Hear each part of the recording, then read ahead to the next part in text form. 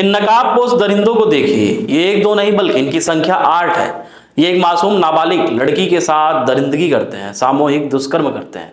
ये मामला छत्तीसगढ़ के सूरजपुर जिले का है, जहां जयनगर थाना क्षेत्र के अंतर्गत एक बीरपुर गांव पड़ता है, जहां ये दरिंदे रात में एक मासूम लड़की, एक नाबालिग लड़की के साथ सामूहिक दुष्कर्म करते हैं।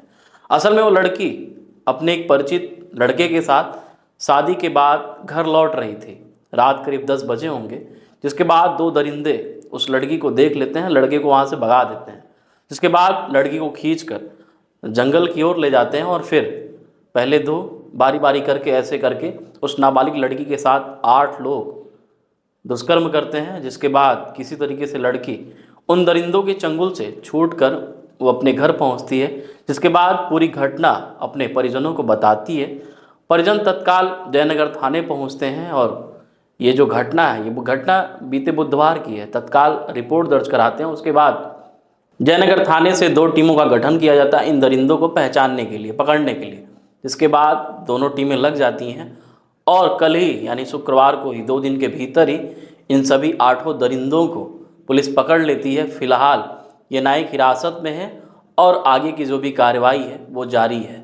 दिनांक 24/4/24 को पीड़िता के पिता के द्वारा हमें एक लिखित आवेदन प्राप्त हुआ, जिसके माध्यम से हमने FIR कायम किया है, जिसमें पीड़िता अपने एक साथी के साथ, जो कि नाबालिग है, दोनों की दोनों, थाना जयनगर क्षेत्र की एक घटना है जिसमें पता चला है कि एक पीड़िता के साथ सामूहिक बलात्कार का एक दुष्कर्म सामने आया है, जिसमें DIG महोदय के निर्देश अनुसार हम लोगों ने एक टीम गठित की और रातों रात सारे आरोपियों को हमने पता तलाश करके सुबह वो सारे के सारे अरेस्ट हो गए और विवेचना के माध्यम से हम लोगों ने उन्हें जेल दाखिल किया है। मामला क्या था? सामूहिक बलात्कार का मामला है।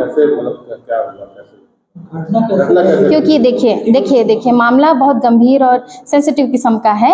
ये सारी बातें जो है विवेचना का, नहीं सुनिए विवेचना का, ये विवेचनाधीन है सारी बातें। अभी प्राइमा फेसिया जो हमें पता चला है वो यही है। चुनौती रही देखिए, इस पूरे प्रकरण में हम लोगों ने रात भर 2 टीम बनाई गई है, थाना विश्रामपुर और जयनगर दोनों के माध्यम से, और अलग अलग क्षेत्रों में जाके समझ लीजिए पूरी कॉम्बिंग पेट्रोलिंग के माध्यम से हम लोगों ने उन लोगों को ढूंढा है।